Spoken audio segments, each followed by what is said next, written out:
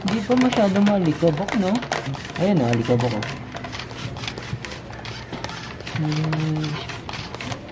Ito kasi maganda pang linis eh.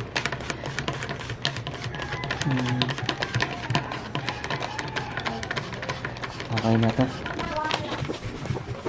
Dito. Ayun oh, dito. Ayun oh. Kita mo ba?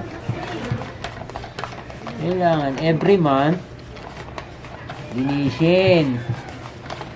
Every month to. Yung filter, lilinisin yan. Ito rin. Babalik ko siya. Easy self-cleaning ko siya.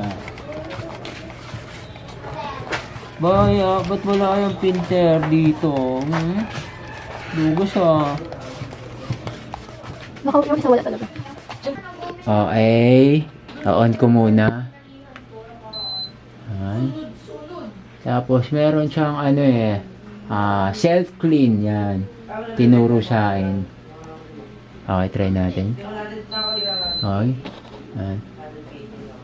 Ayan na kaya kong gawin. Linisin yung filter tsaka self-clean. Yung nasa labas, ayun.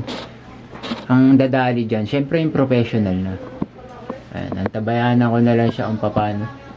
Mga 30 minutes to isang oras daw eh, sabi sa akin ng installer. Medyo nakalimutan ko na eh. Kusa naman siguro siya mamamatay eh kapag ano na siya eh, nalinis na siya eh. Nag-self-clean siya eh. Ang model pala na itong aircon ko is Midea Celes. Ayan.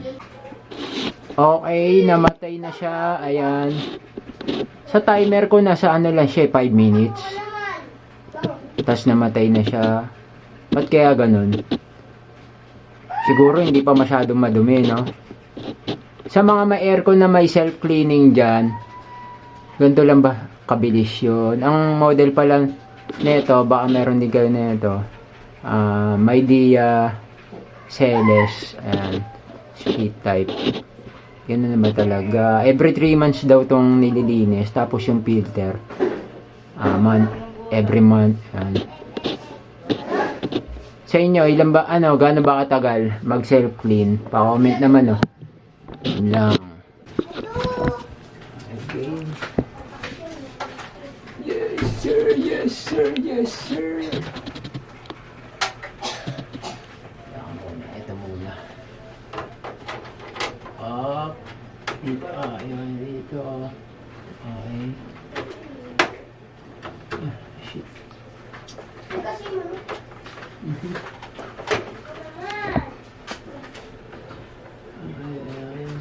Tapos ito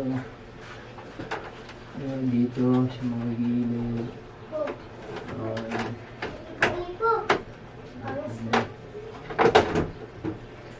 Itong filter every month daw eh.